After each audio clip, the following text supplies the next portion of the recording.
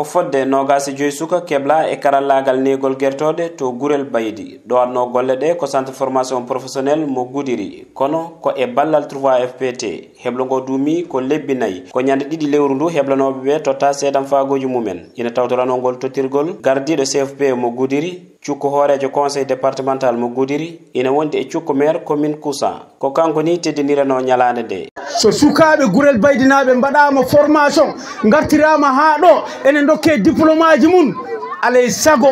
min jooɗo min tawe min mbaɗa hen komin poti wadde ko min nende mabɓe e ko ɓe dañi ko min kollaɓe ko ɓe dañi ko hunde nde weeɓani formation moɓe keeɓi o ko sirte ko wiyete diplôme d'état ko ɗum hande metti hebde kamɓe ɓe keeɓi ɗum ko arsugaji mabɓe dokkiɓe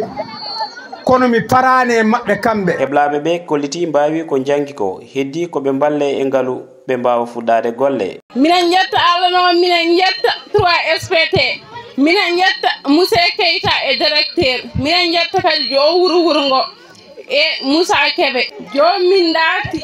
wallede nomi keɓir financé o min dañi liggorade no hannirta ni min mbawi kay min paamin feewi min jii hen jeesa amen. Ina wayno cukko maire commune mo Kousan one ko ɗum woni yidde mum ko ɗum saabi o ñaaguima gardiɗo centre formation professionnel mo Gudiri o nde jokkata wallude sukaɓe ɓe hayso tawi kankone ma wat hen ballal makko. Monsieur le directeur miɗa yiiɗi wiidema kamɓe ɓe mbaɗɗa formation ɓe junggo ma woto iwe mabɓe yoɓe mbaɗa approche tawnanaɓe projet ji mabɓe kala to financement wawi nadde min Moussa mami yetto haɓe keɓa. Monsieur le directeur miɗa yiiɗi wiidema toujours woto junggo ma iwa e jeunesse Gurel Baydi neɗɗo noon so jangguinima ha wawi o hokkima ko poɗɗa hokkede ko poɗɗa ko darade anne kollirama ko jangguɗa ko aɗa yiiɗi ɗum. Kilifaɓe tawtoranoɓe ɓe kala kolliti ma ballu sukaɓe ɓe no puɗɗori golle saabu ɓe kolliti pellital kam e yidde e nder heblo ngo kadi ko ngo heblo woni adano yaltinango centre o tawoy hebleteɓe ɓe.